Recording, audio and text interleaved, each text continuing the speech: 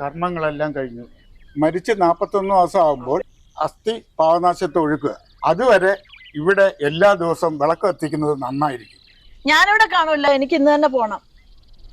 ഞാനിവിടെ ഉണ്ടല്ലോ, ഞാൻ കത്തിച്ചോളാം. ആര് കത്തിച്ചാലും മതി, സന്ധ്യക്ക് കത്തിക്കണം. അമ്മയുടെ അസ്ഥി ഒഴിക്കായിരുന്നു. അമ്മയുടെ അസ്ഥി ഒഴിക്കാൻ കഴിഞ്ഞില്ല. ആ അസ്ഥി ഇവിടെ വെച്ചിരിക്കുന്നത് ശരിയല്ല. 41 ദിവസം രണ്ടുപേരുടെ അസ്ഥികൾ ഒരുമിച്ച് ഒഴിക്കാൻ മതി. അച്ഛന്റെ അമ്മയുടെ അസ്ഥികൾ ഒരുമിച്ച് ഒഴിക്കാം. വളരെ നല്ലത്. ഇന്നത്തെ ചടങ്ങുകളെല്ലാം കഴിഞ്ഞു.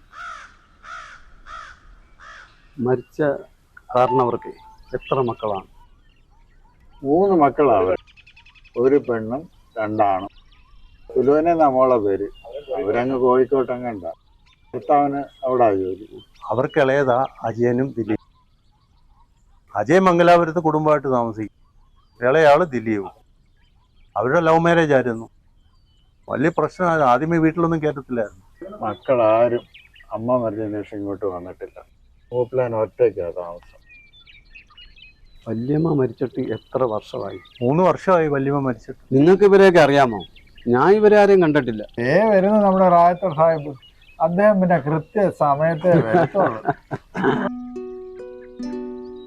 ഇരുന്നാട്ടെ.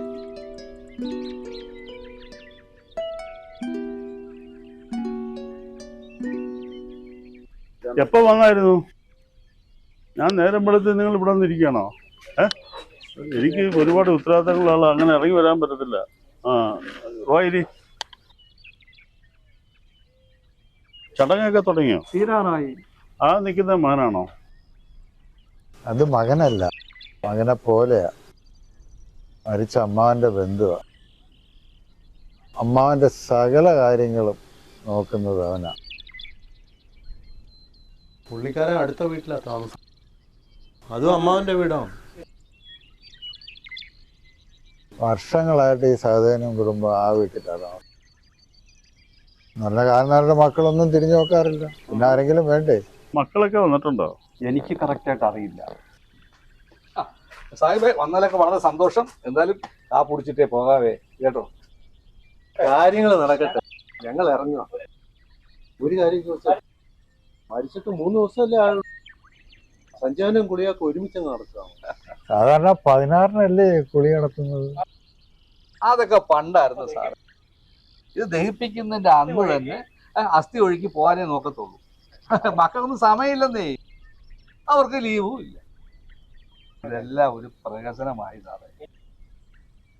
ഞാൻ ഒന്നുകൂടെ പറയാണ്, ആ കുടിക്കുന്നതാണ് നമ്മുടെ ഇഷ്ടം. എന്നാലും എനിക്ക് ഇച്ചിരി ജോലിയുണ്ട്. ഒരുപാട് ജോലിയുണ്ടോ? ഞാൻ ഓ ആയിക്കോട്ടെ. എന്നാ പിന്നെ ഞാനിരിക്കണ്ടല്ലോ, ഞാനും ഇറങ്ങുവാ. സന്തോഷം. കുഞ്ഞെ, എന്റെ ദക്ഷിണ ഇങ്ങ് തന്നിരുന്നില്ല.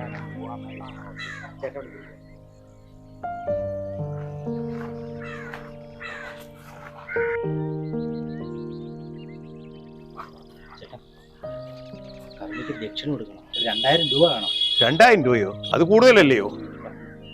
കർമ്മത്തിനുള്ള സാധനങ്ങളൊക്കെ കർമ്മി തന്നെയല്ലേ കൊണ്ടുവന്നത്. അതും പോരാഞ്ഞ് ഇവിടെ കരയോക്കാൻ അംഗീകരിച്ച റേറ്റ് തന്നെ. എന്റെ കയ്യിൽ കാശില്ല. ATM-ൽ പോയേ എടുക്കാൻ പറ്റത്തുള്ളൂ. ദിലീപിനോട് ചോദിക്കൂ, അവനും ചെലവഴിക്കാമല്ലോ. ശരി, അതെ, കർമ്മിക്ക് 2000 രൂപ കൊടുക്കണം. എന്നോട് ചോദിച്ചപ്പോ ദിലീപിനോട് പറയാൻ പറഞ്ഞു. എന്റെ പൈസ ഒന്നുമില്ല. മരണത്തിന് ഞാൻ കുറെ പൈസ ചെലവാക്കിയതാ. അണ്ണൻ തന്നെ കൊടുക്കാൻ പറ. അണ്ണന്റെ കാശില്ല, ATM പോണോന്ന്. അത് അണ്ണന്റെ അടവല്ലേ? ചേച്ചിയോടൊക്കെ ചോദിക്കാൻ പറ.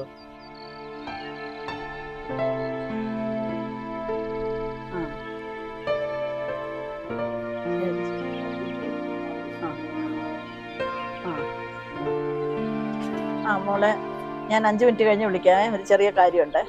ഓക്കെ ചേച്ചി, കർമ്മിക്ക് ഒരു 2000 രൂപ കൊടുക്കണം. ഇവിടെ ആരേലും പൈസ ഇല്ല. എൻ്റെ എവിടുന്നാ രൂപ? ചേട്ടൻ വന്നിരുന്നേ കൊടുക്കായിരുന്നു. പിന്നെ ചേട്ടൻ വന്നിട്ടെങ്കിൽ എടുത്തങ്ങ് മറിച്ചേനെ. ചേട്ടാ ആ കർമ്മിയുടെ കാശം കൊടുക്ക്. അതൊരു പുണ്യകർമ്മല്ലേ? നീ നിന്റെ ജോലി നോക്ക്, ആവശ്യമില്ലാത്ത കാര്യത്തിൽ നീ ഇടപെടരുത്. ഒരു പിശുക്കൻ. സ്വന്തം അച്ഛന്റെ കർമ്മത്തിന് പോലും ചെലവാക്കാൻ മടി. പാവം കിട്ടും. അത് ഞാനങ്ങ് സഹിച്ചു. അതൊക്കെ അവര് കൊടുത്തോളും. അണ്ണാ കർമ്മിക്കുള്ള രൂപ കൊടുക്കണം. ഇതുവരെ ഉള്ളത് ഞാനല്ലടാ ചെലവാക്കിയത്. എന്തോ ചെലവാക്കിയെന്നാ? മരണത്തിന്റെ ചെലവിന് കോടിപ്പിരിവ് ഉണ്ടായിരുന്നല്ലോ. മിച്ചം ഉണ്ടായിരുന്ന രൂപ അണ്ണൻ്റെ അല്ലേ തന്നത്?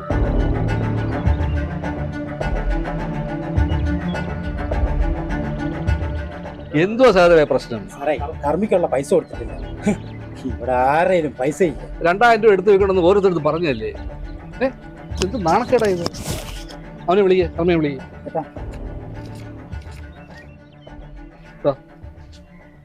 ഇതുപോലുള്ള മക്കളെ ഞാൻ ആദ്യമായിട്ട് കാണുക. 41 ആ അസ്ഥി ഒഴുക്കണേ. 3 വർഷമായിട്ട് ഒരു അമ്മ ആ പ്ലാവിന്റെ വീട്ടിൽ ഇരുന്ന് കരയുക.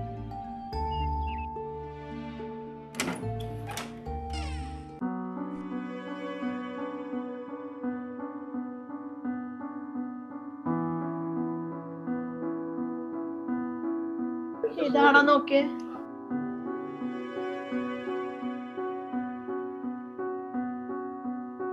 അല്ല,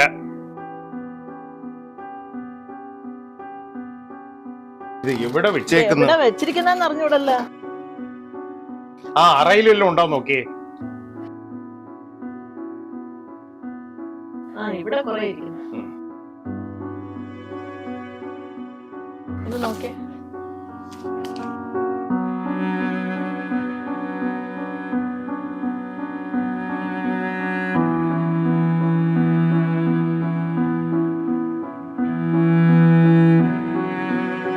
ഇതാണോ?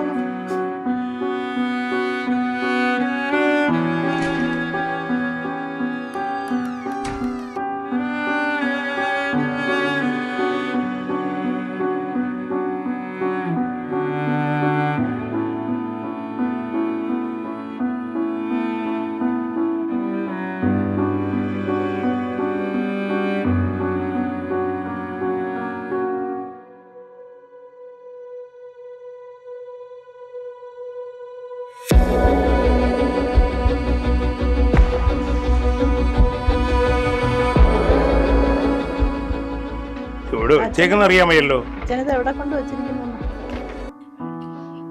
ഇതിന്റെ അകത്തൊന്നുമില്ല. ഇവിടെ എവിടെയും കാണാതിരിക്കത്തില്ല. പ്രമാണം ഇവിടെ തന്നെ കാണും. എവിടെ പോവാനാ? ഞാൻ ഒരു കാര്യം പറയാം. ഈ വീട് എനിക്ക് തരാമെന്ന് അമ്മ പറഞ്ഞിട്ടുണ്ട്. ചേച്ചിക്ക് തെക്കേ വീട്, ഇടയ്ക്കുള്ള 20 സെന്റ് ചേട്ടന്. എല്ലാവർക്കും സമ്മതമാണല്ലോ. ചേച്ചിക്ക് കല്യാണത്തിന് 70 പവനും കൂടാതെ ക്യാഷും തന്നിട്ടുണ്ടല്ലോ. നമുക്ക് രണ്ടുപേർക്കുമാണ് ഒന്നും കിട്ടാത്തത്. ആര് പറഞ്ഞു തന്നിട്ടില്ലെന്ന്? നിനക്ക് എത്ര രൂപയാ ജോലിക്ക് തന്നതെന്ന് എനിക്കറിയാം. എനിക്കേ തരാതുള്ളൂ. പഠിപ്പിച്ചു എന്നുള്ള അല്ലാതെ എല്ലാം ഞാൻ ബിസിനസ് ചെയ്ത് തന്നെ ഉണ്ടാക്കിയത്. എന്റെ സ്വർണം വിറ്റാ ചേട്ടൻ ബിസിനസ് തുടങ്ങിയത്. നിങ്ങളത് മറക്കണ്ട. നീ ഇതിന്റെ അകത്ത് ഇടപെടേണ്ട കാര്യമൊന്നുമില്ല. ഇത് ഞങ്ങളുടെ കുടുംബക്കാര്യമാ. അവൾക്ക് എന്താ സംസാരിച്ച? അവളിപ്പോ ഇവിടുത്തെ അംഗമാ, ഈ കുടുംബത്തിലെ അംഗമാ. നിന്റെ കൂടെ ഇറങ്ങി വന്നവളല്ലേ ഇവള്? അല്ലാതെ നിലവിളക്ക് വാങ്ങി ഇവളെ വീട്ടിലേക്ക് കയറ്റിയതൊന്നും അല്ലല്ലോ. അച്ഛൻ എത്ര നാള് കഴിഞ്ഞാ ഇവളെ വീട്ടിൽ കയറ്റിയത്? ഞങ്ങളെ നിയമപരമായിട്ട് വിവാഹം രജിസ്റ്റർ ചെയ്തതാ. ചേച്ചി ആവശ്യമില്ല സംസാരിക്കുന്നത്. നിങ്ങൾ തമ്മിൽ കടിപിടി കൂടാതെ പ്രമാണം എവിടെ ഉണ്ടെന്ന് നോക്ക്.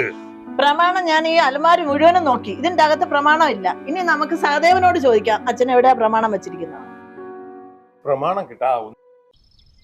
അത് എവിടെയായിരിക്കും? അമ്മ ഉള്ളപ്പോഴൊന്നും അതിനെ കുറിച്ച് പറഞ്ഞിട്ടില്ല. മാമനെ എന്തെങ്കിലും അറിയാൻ പറ്റൂ? ആ മാമൻ എന്താ വരുന്നു? ചേച്ചി സാവകാശം മാമൻ്റെ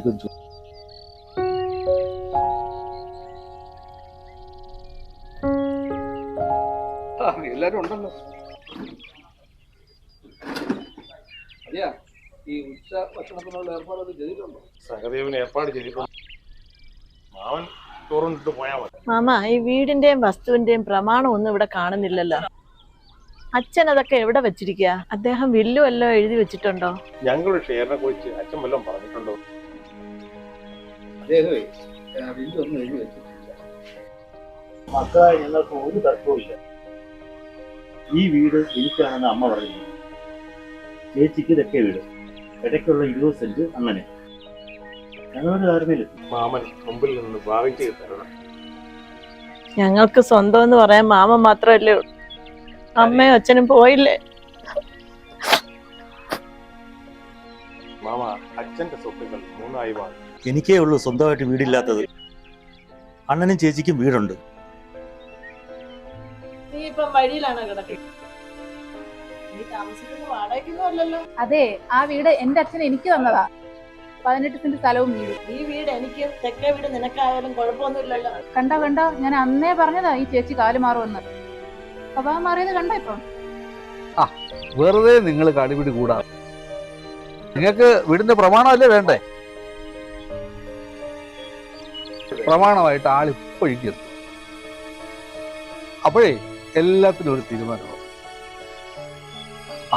അതാണ്ട് അവർ വന്നിട്ട് പറഞ്ഞതേ ഉള്ളൂ. ഇതാ വന്നു. വന്നോട്ടെ സാറേ, ഞങ്ങളെ കാത്തിരിക്കുകയായിരുന്നു. ഞങ്ങളെ അല്പം താമസിച്ചു പോയി, ട്രാഫിക് ബ്ലോക്ക്, അതുകൊണ്ടാണ്. വാ ഇരുന്നാട്ടെ, വാ ഇരി സാർ.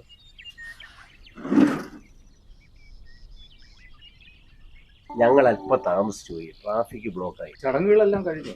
ചടങ്ങല്ല ഇപ്പൊ കഴിഞ്ഞുള്ളൂ സാറേ. ഈ ഇവരൊക്കെ നമ്മുടെ രാമേശ്വര സാറിന്റെ മക്കളാണ്? അതെ അതെ, ഇത് മൂത്ത മോള് സുലോചന, ഇത് രണ്ടാമത്തെ ആള് അജയൻ, ഇത് ദിലീപിന്റെ ഭാര്യ. അപ്പോഴും ഈ സഹദേവൻ ആരാ? താണ്ടെ ഇദ്ദേഹമാണ് ഈ സഹദേവൻ. ഞങ്ങളെ പരിചയപ്പെട്ടു, നിങ്ങൾ ആരാണെന്ന് പറഞ്ഞില്ല. അപ്പം വിവരങ്ങളൊന്നും ഇവരോട് പറഞ്ഞില്ല? ഞാനൊന്നും പറഞ്ഞിട്ടില്ല, സാറ് തന്നെ നേരിട്ട് പറഞ്ഞിട്ടെന്ന് വിചാരിച്ചു. ഞങ്ങൾ ബാങ്കിൽ നിന്ന് വരുന്നു. നിങ്ങൾ അച്ഛൻ രാമകൃഷ്ണൻ ഞങ്ങളുടെ ബാങ്കിൽ നിന്ന് ലോൺ എടുത്തിട്ടുണ്ട്. ഈ ബാങ്കിന് നമുക്കൊരു പ്രത്യേക സ്കീം തന്നെ ഉണ്ട്. ഇപ്പം നമ്മൾ കണ്ടുവരുന്ന സാധാരണയായിട്ട് ഈ രക്ഷകർത്താക്കളെ സംരക്ഷിക്കാത്ത ധാരാളം കുടുംബാംഗങ്ങളുണ്ട്, അവരുടെ മക്കളും മരുമക്കളും ഒക്കെയുണ്ട്. അപ്പം അങ്ങനെയുള്ളവരുടെ സംരക്ഷണാർത്ഥം ഞങ്ങളൊരു പ്രത്യേക സ്കീം തന്നെ നടപ്പിലാക്കിയിട്ടുണ്ട്. പക്ഷേ ഒരു കാര്യമുണ്ട്, ഈ ഇവരുടെ പേരിൽ വസ്തുക്കൾ വേണം. ഈ വസ്തുക്കൾ ഈട് വെച്ചിട്ടാണ് ഞങ്ങൾ ഈ റിവേഴ്സ് മോർഗേജ് ലോൺ കൊടുക്കുന്നത്. അവരുടെ മരണം വരെ അവരുടെ മുഴുവൻ കാര്യങ്ങളുടെ ഉത്തരവാദിത്വം ബാങ്ക് തന്നെ ഏറ്റെടുക്കും. കഴിഞ്ഞ 3 വർഷമായിട്ട് അദ്ദേഹത്തിന്റെ എല്ലാ കാര്യവും ബാങ്കാണ് നോക്കുന്നത്. ഹോസ്പിറ്റലിലെ ചിലവ്, ഹോം നേഴ്സിന്റെ ചിലവ്, ദിവസേനയുള്ള ചിലവ്, അങ്ങനെ എല്ലാ സർവ്വ ചെലവുകളും ബാങ്കാണ് നോക്കുന്നത്. എല്ലാ വിവരവും കുറുപ്പ് സാറിന് അറിയാമല്ലോ. എന്താ മാമ, ഞങ്ങൾക്ക് ഇതൊന്നും മനസ്സിലാവും. എല്ലാവരും കൂടെ ഞങ്ങളെ കുട്ടികളാക്കുകയാണ്. ഇങ്ങനെയുള്ള പരിപാടികളൊക്കെ ഞാൻ ആദ്യമായിട്ട് കേട്ടു. ഇത് ഞങ്ങൾ നിയമപരമായിട്ട് നേരിടും. കുറുപ്പ് സാറേ, ഇവരൊക്കെ സാറിന്റെ സഹോദരിയുടെ മക്കളല്ലേ? ഈ കാര്യങ്ങളൊക്കെ ഒന്ന് പറഞ്ഞ് മനസ്സിലാക്കി കൊടുക്കും. ഞങ്ങൾ ഉടനെ തിരിച്ചു വരും. ഇപ്പോഴേക്ക് വീട് പൂട്ടി താക്കോല് തരണം. കാര്യങ്ങൾ നിയമപരമായിട്ട് തന്നെ പോട്ടെ. ശരി.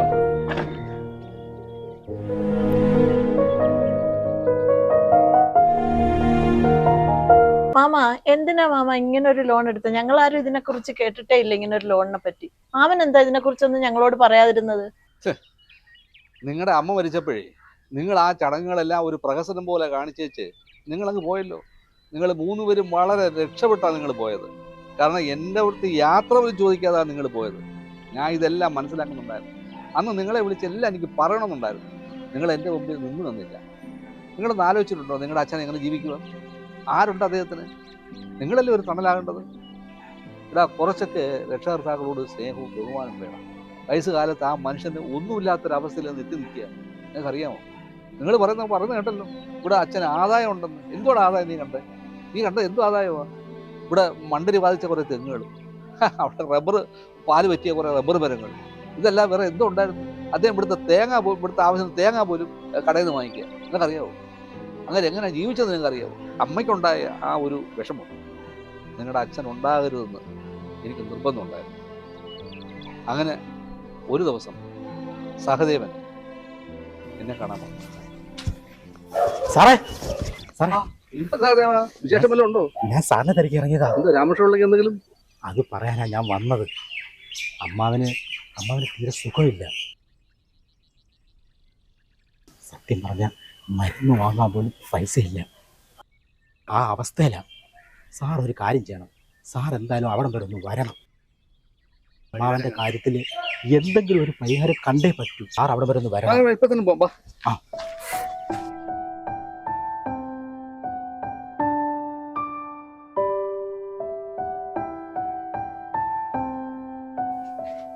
രാമേഷുള്ള ചേട്ടോ, ചേട്ടാ, ആ ഇത് ഉറുപ്പാ, ഉറങ്ങാന്നോ?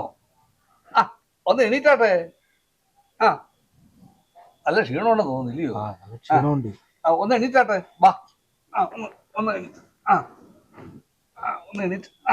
പോട്ടെ.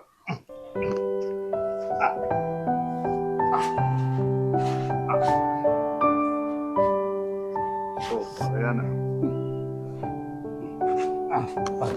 ശരി ശരി ശരി. ഓ ഓ എന്തോ പറ്റി? നല്ല ക്ഷീണം തോന്നുന്നു. ആരാ നോക്ക്? മനസ്സിലായോ ഉറുപ്പാ? എന്തു പറ്റി ചേട്ടാ? നല്ല ക്ഷീണം തോന്നുന്നുണ്ടല്ലോ. അസുഖമായിട്ട് വല്ലതും തോന്നുന്നുണ്ടോ? വെള്ളം വേണോ? വെള്ളം ചോദിക്കുന്നു.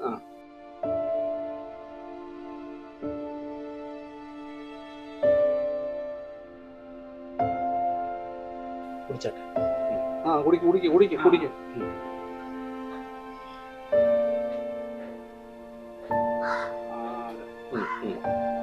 മതി.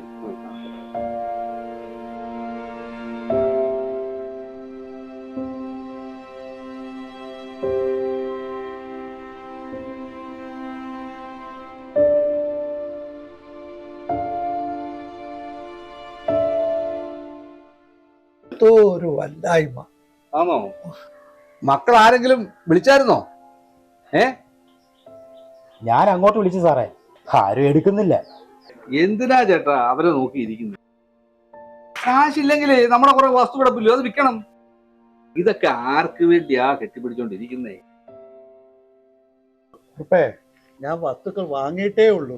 ഇത്രയും നാൾ ഒരു തുണ്ട് ഭൂമി പോലും വിറ്റിട്ടില്ല. എത്ര അഭിമാനത്തോടാ ഞാൻ ജീവിച്ചിരുന്നത്. അല്ല ഞാൻ ചോദിക്കട്ടെ, ഈ മക്കള് നല്ല നിലയിലാണല്ലോ, അവരോട് ചോദിച്ചാൽ എന്താ? ഞാൻ ഇതുവരെ എന്റെ മക്കൾക്ക് അങ്ങോട്ട് കൊടുത്തിട്ടേ ഉള്ളൂ. അവരുടെ മുമ്പിൽ കൈനീട്ടാൻ എന്റെ അഭിമാനം അനുവദിക്കുന്നില്ല. ഇനി ആ തീരുമാനത്തിൽ നിന്ന് മാറാനും ഉദ്ദേശിക്കുന്നില്ല. അമ്മാവന് ചായ എടുക്കട്ടെ? എനിക്കൊന്നും വേണ്ട. ഇതിനെല്ലാം പരിഹാരമായിട്ട് നാളെ ഞാൻ ഇവിടെ വരും. എതിരൊന്നും പറയരുത് കേട്ടോ. എന്തായാലും നമുക്കൊരു തീരുമാനം എടുക്കണം. തൽക്കാലം ഇത് വെച്ചോ, കയ്യിൽ വെച്ചോ. അത്യാവശ്യ കാര്യങ്ങൾ നടക്കട്ടെ. ബാക്കി കാര്യങ്ങൾ നാളെ. കേട്ടാ, ധൈര്യമായിട്ടിരി. ഞാൻ പോയിട്ട് വരാം. നാളെ ഇതിനൊരു പരിഹാരം ഉണ്ടാക്കും കേട്ടോ. ശരി, ധൈര്യമായിട്ടിരി.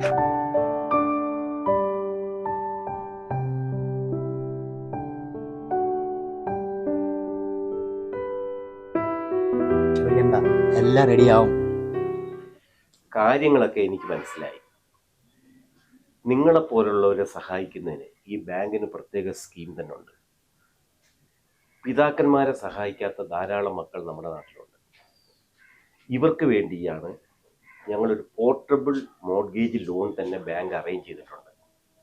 അതിൻ്റെ ഫീസിബിലിറ്റിയെ കുറിച്ച് നമുക്ക് ഡിസ്കസ് ചെയ്യാം. വേണ്ടുന്ന കാര്യങ്ങൾ പറഞ്ഞാൽ മതി, ഞാൻ ശരിയാക്കി കൊണ്ടുവരാം. അതിന്റെ പേപ്പേഴ്സോ എന്തൊക്കെ വേണോ കാണുമല്ലോ, അപ്പൊ അത് സാറിന് പറഞ്ഞാലേ ഞാനതെല്ലാം ശരിയായി കൊണ്ടുവരാം. ഞാൻ നിങ്ങൾ അവിടെ ഇരിക്കണം. ഞാൻ നിങ്ങളോട് നേരത്തെ ഒരു കാര്യം പറഞ്ഞില്ലേ, വയസ്സുകാലത്ത് മക്കൾ സംരക്ഷിക്കാത്ത ഒരു പ്രായമായ ഒരു മനുഷ്യനാണ് ഇദ്ദേഹം. അദ്ദേഹത്തിന്റെ സഹോദരിയുടെ ഭർത്താവ്. അദ്ദേഹം ഇപ്പോഴും ആശുപത്രിയിലാണോ അതോ വീട്ടിലാണോ? വീട്ടിലാണ് സാറേ. ആവശ്യം പോലെ സ്വത്തുക്കളുണ്ട്. ഈ മക്കളാണെങ്കിൽ തിരിഞ്ഞു നോക്കത്തില്ല.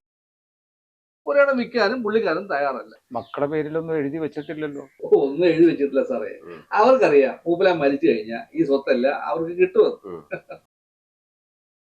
എഴുതി വെച്ചാലും വെച്ചില്ലെങ്കിലും ഒന്നുമില്ല. ബാങ്കിനെ സംബന്ധിച്ചിടത്തോളം നിങ്ങളുടെ എല്ലാ ഡോക്യുമെന്റ്സും ബാങ്കിനെ ഏൽപ്പിക്കുക എന്നുള്ളതാണ്. ബാങ്കിന് അതിനുള്ള മെഷേഴ്സ് ഒക്കെ ഉണ്ട്. എങ്കിൽ ആ വേണ്ടുന്ന കാര്യങ്ങളെ സാറ് പറഞ്ഞാൽ മതി, ഞാൻ ആ പേപ്പേഴ്സ് ഒക്കെ ശരിയായി കൊണ്ടുവരാം. Okay okay. ഈ രാമകൃഷ്ണ പിള്ളയും അദ്ദേഹം താമസിക്കുന്ന വീടും ഞങ്ങൾക്കൊന്ന് കാണണം. അത് എപ്പോ വരുമെന്ന് പറഞ്ഞാൽ മതി. ഞാനേ കാരണവരോട് പറഞ്ഞ് മനസ്സിലാക്കി കൊടുക്കാം. എന്നിട്ടേ അതിന്റെ പേപ്പേഴ്സ് എല്ലാം ആയിട്ട് ഞാൻ ഇങ്ങോട്ട് വരാം കേട്ടോ. അത് വേണ്ടടങ്ങ് ചെയ്താൽ മതി. ഓക്കെ, ബാങ്കിനെ സംബന്ധിച്ചിടത്തോളം സെക്യൂരിറ്റിയാണ് ഈ മെയിൻ കാര്യം. അതെ, ഇതെന്തായാലും വലിയൊരു കാരുണ്യമായിട്ടുള്ള കാര്യമാണ് സാർ. ഈ വയസ്സായ ആളുകൾക്ക് ഇങ്ങനെ ഒരു അവസരം കിട്ടുക എന്ന് പറയുന്നത് ഒരു വലിയ കാര്യം തന്നെ. അതെ അതെ, ഇന്നത്തെ നാടിന്റെ അവസ്ഥ അതാണ്. അതെ, നിങ്ങൾ ഈ പേപ്പറൊക്കെ ശരിയാക്കി കൊണ്ടുവന്നാൽ അദ്ദേഹത്തിന്റെ മുഴുവൻ കാര്യങ്ങളും ബാങ്ക് തന്നെ നോക്കണം. അത് ഞങ്ങളുടെ ഈ സ്കീം അനുസരിച്ച് ബാങ്കിന്റെ റെസ്പോൺസിബിലിറ്റിയാണ്. നിങ്ങളുടെ ദൈനംദിന ചെലവുകൾ, ഹോസ്പിറ്റൽ ചാർജ്, ഹോം നേഴ്സിന്റെ ചെലവ്, മറ്റു മരുന്നുകളുടെ ചെലവ്, ഇതെല്ലാം ബാങ്ക് തന്നെ നേരിട്ട് അതിന്റെ മുഴുവൻ ചെലവുകളും ബാങ്ക് തന്നെ വഹിക്കും. അത് ഞങ്ങളുടെ ഒരു ഉത്തരവാദിത്വം. എന്തായാലും ഞാൻ എത്രയും പെട്ടെന്ന് ആ പേപ്പർ ശരിയായിക്കൊണ്ട് സാധനം എടുത്ത് കൊണ്ടുവരാം. നിങ്ങൾ വേണ്ടുന്ന സഹായം ചെയ്തു തന്നാൽ മതി. ഓക്കെ. അങ്ങനെ ഈ വീടിനെ സംബന്ധിച്ചിട്ടുള്ള എല്ലാ പ്രമാണങ്ങളും, ബാധ്യത സർട്ടിഫിക്കറ്റ്, അനുബന്ധ രേഖകൾ എല്ലാം ഇതിനകത്തുണ്ട്. 25 സെന്റ് സ്ഥലവും വീടും കൂടാതെ 20 സെന്റ് സ്ഥലം വേറെയുണ്ട്. അതിനോട് ചേർന്നുള്ള 5 സെന്റ് സ്ഥലവും വീടും അത് പ്രത്യേകമായിട്ടുണ്ട്. ഇതിനെല്ലാം കൂടി 3 പ്രമാണം പ്രത്യേകമുണ്ട്. ഇത്രയും സ്ഥലമുള്ള ഒരാളാണോ ഇത്രയും പ്രയാസപ്പെട്ട് ജീവിക്കുന്നത്? ഏതെങ്കിലും ആ ഒരു വസ്തു അങ്ങ് വിറ്റാൽ തീരുന്ന പ്രശ്നമല്ലേ ഉള്ളൂ ഇത്? ഞാനത് പറഞ്ഞതാ സാറേ. പിന്നെ ഇദ്ദേഹത്തിന്റെ വസ്തുക്കളൊന്നും വിൽക്കുന്നത് ഇദ്ദേഹത്തിന് ഇഷ്ടമല്ല. എനിക്കൊരു അപേക്ഷയുണ്ട്. തെക്കശത്ത് കാണുന്ന ആ വീടും വസ്തുവും 5 സെന്റ് വസ്തുവും അത് സഹദേവന്റെ പേരിൽ എഴുതി വെക്കണം. ആരാ ഈ സഹദേവൻ? സഹദേവൻ എന്ന് പറയും ഇദ്ദേഹത്തിന്റെ ഏറ്റവും അടുത്ത ബന്ധുവാണ്. വർഷങ്ങളായിട്ട് ഇദ്ദേഹത്തിന്റെ കാര്യങ്ങൾ നോക്കുന്നത് സഹദേവനാണ്. അദ്ദേഹത്തിന് ആകെ ആശയം എന്ന് പറയുന്നത് ഈ സഹദേവൻ. അങ്ങനെയാണെങ്കിലേ നമുക്ക് ആ അദ്ദേഹത്തിന്റെ 5 സെന്റ് സ്ഥലവും വീടും നമുക്ക് സെക്യൂരിറ്റി ആയിട്ട് വേണ്ട, ബാങ്ക് അങ്ങ് ഉപേക്ഷിച്ചേക്കാം. അതുപോലെ അത് മതി സാർ. ആ പ്രമാണമൊക്കെ ഒന്ന് വെരിഫൈ ചെയ്തിട്ടേ ഒരു 5 സെന്റ് സ്ഥലം വീടിൻ്റെതും അത് ഞാൻ അവിടെ ഒന്ന് വാങ്ങിച്ചോളാം. അപ്പൊ നമ്മൾ ഇദ്ദേഹത്തിന്റെ പേര് എഴുതി വെച്ചിട്ടേ ഞാൻ അങ്ങ് ഏൽപ്പിക്കാം. അതുപോലെ അവിടെ ഇരിക്കുന്നതാ നമുക്ക് സേഫ് ഇല്ലേ? അത് മതി സാറേ, അത് മതി. മാസം തോറും നിങ്ങളുടെ വീട്ടിൽ തന്നെ ബാങ്ക് പണം എത്തിക്കുന്നതിനുള്ള സംവിധാനം ഇപ്പൊ ബാങ്കിലുണ്ട്. അത് ഞങ്ങൾ കൃത്യം ചെയ്തിരിക്കും. എങ്കിൽ പിന്നെ ഞങ്ങൾ ഇറങ്ങട്ടെ.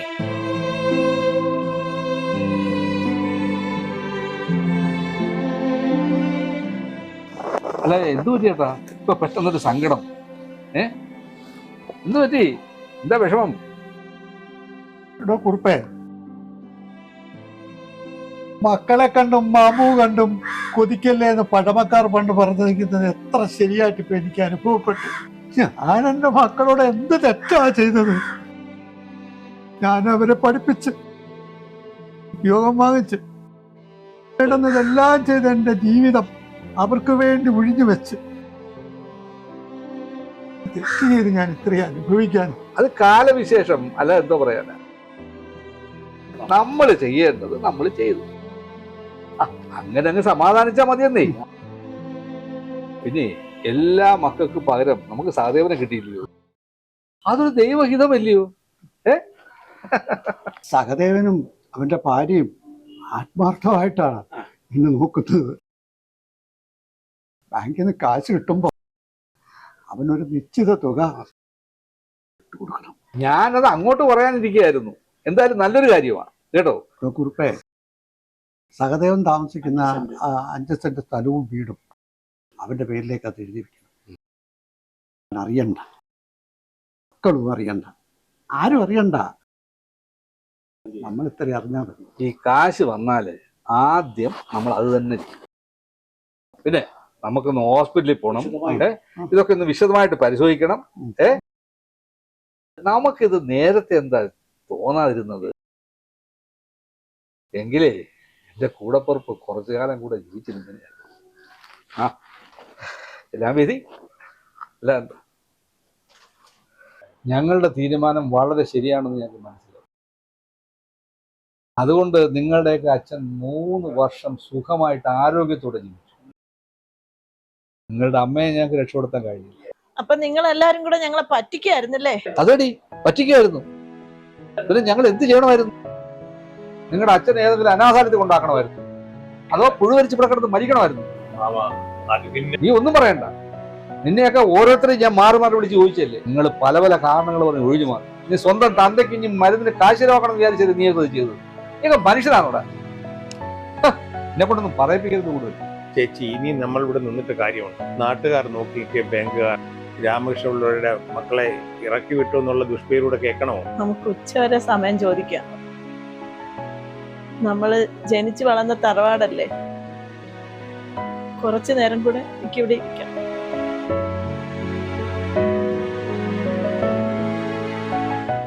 ഇനി അതിനുള്ള അവസരം ഉണ്ടായില്ലെങ്കിൽ അതിന് ബാങ്കുകാർ സമ്മതിക്കത്തില്ല.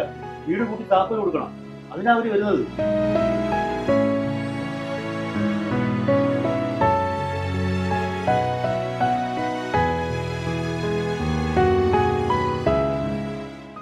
മാമ, ഞങ്ങൾക്കൊരു ഉപകാരം ചെയ്യണം.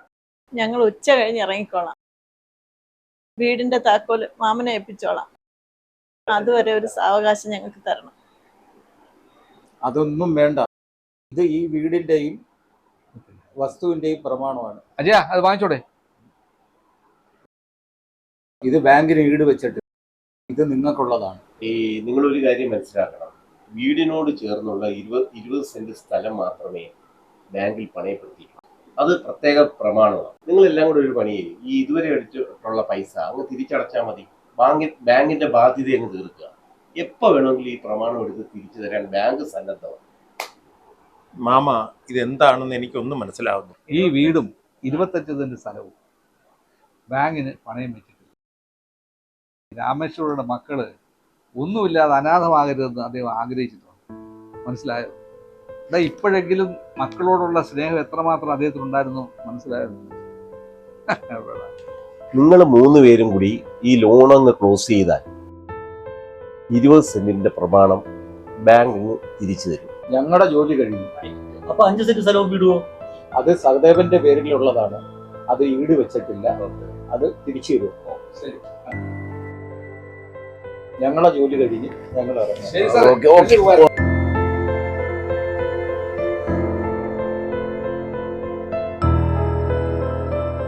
സഹദേവോ, നീ വന്നേ. ഇത് നീ താമസിക്കുന്ന 5 സെന്റ് സ്ഥലത്തിന്റെയും വീടിന്റെയും പ്രമാണമാണ്. നിന്റെ പേരില് രാമകൃഷ്ണനുള്ള എഴുതി തന്നിരിക്കുക. ഇതാ അവരുടെ മക്കളുടെ സാന്നിധ്യത്തിൽ ഞാൻ നിന്നെ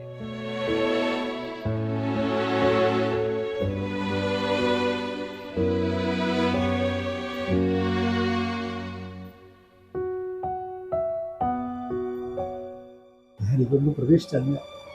അമ്മാവരെ നോക്കിയത് അറിയാടോ. സഹദേവ, നീയാണ് ഞങ്ങളുടെ കണ്ണു തുറപ്പിച്ചത്. രാമകൃഷ്ണപിള്ളയ്ക്ക് ഇനി 4 മക്കളാണ്. എല്ലാവർക്കും സന്തോഷമായല്ലോ. എന്റെ കൂടപ്പറപ്പും നിങ്ങളുടെ അച്ഛനും ഇത് കണ്ട് സന്തോഷിക്കുന്നുണ്ടാവും. പുതിയ തലമുറയ്ക്ക് ഇതൊരു പാഠമാകും.